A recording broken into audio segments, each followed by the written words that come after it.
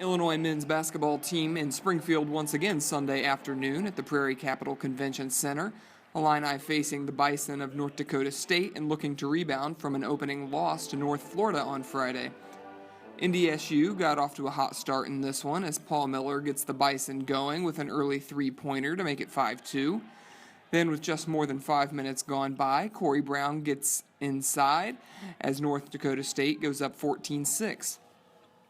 More range from the Bison now as Malik Clemens hits another three, one of 7 in the first half for North Dakota State as they got out to a 19-9 lead about 7 minutes in. Illinois trying to keep pace, and Michael Finke finds Aaron Jordan from deep to pull within 9. Now Malcolm Hill with the ball and finds Maverick Morgan inside, but the Illini still down 10. North Dakota State would stay out in front comfortably all half as Miller hits a pull-up jumper to put the Bison up 11. And then Clemens finds open space for another trifecta as the lead balloons out to 14 with 5 minutes left in the half. Down to about a minute left in the first, and Clemens weaves his way inside to keep the Bison up 11. They led 39-28 at the break. Second half now, and Illinois trying to cut into the lead as Jalen Coleman-Lands knocks down a three. He had 3 from deep on the day and finished with 15 points. Illinois back to Coleman-Lands again as he slices into the paint for a floater off the glass to get the Illini within 5 at the 16-12 mark.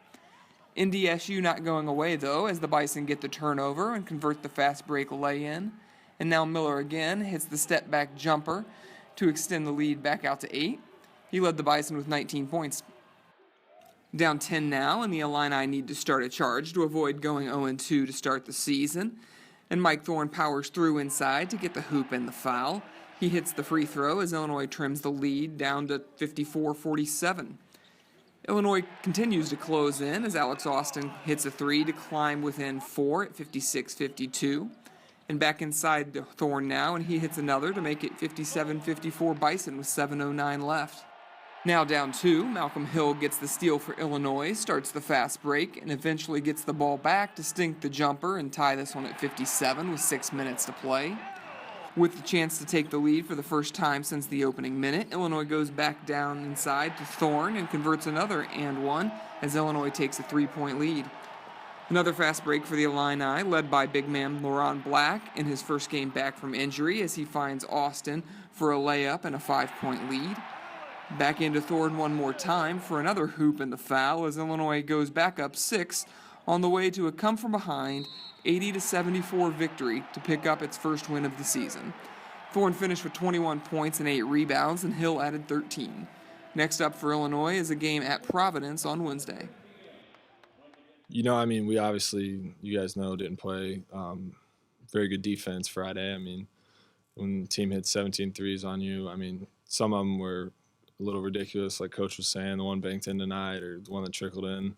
That stuff happens, but giving up 17 of them isn't something that we think's okay or we try to do. And I think we just went into it with a different mindset tonight of, we have to guard, just kind of got our identity back more on defensive end.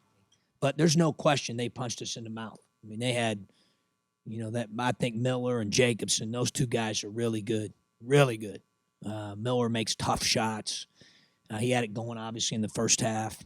We finally settled in a little bit defensively there with the zone in the first half. Our man was good for us in the second half.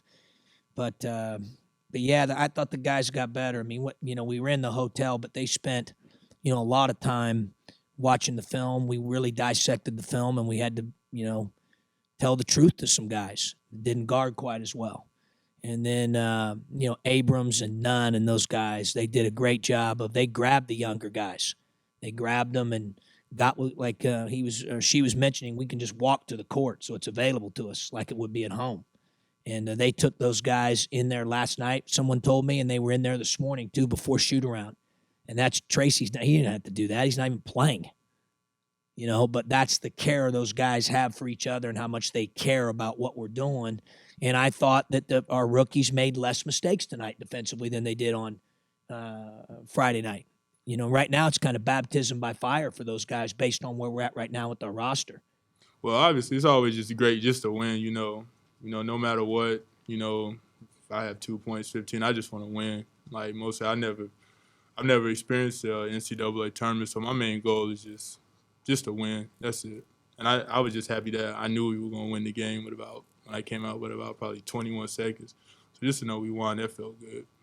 You know, his size and also his skill is a tough matchup for us. And, you know, we didn't do a very good job. We let him get to his dominant move way too many times, too deep a position. And credit him, too. I mean, he was, you know, 5 for 9, but he made some big free throws late. I think he was 3 for 3 or 4 for 4 down the stretch. I never really get too caught up in the, you know, I'm doing this now, doing that now, because it's a long season.